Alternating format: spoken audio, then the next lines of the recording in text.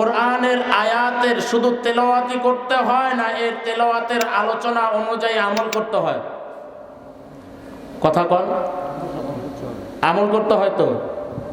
এখন আমি আয়াত তেলাওয়াত করেছি, আপনারা কিছু বুঝছেন? বুঝেন নাই।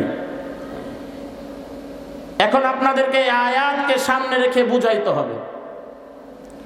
বর্তমান প্রেক্ষাপট, আল্লাহর নবী জনাবে রাসূলুল্লাহ সাল্লাল্লাহু আলাইহি ওয়াসাল্লাম এই আয়াতের উপরে আমল, তাদের আমল, আমাদের অবস্থান, দুইটাকে পাশাপাশি করতে হয়।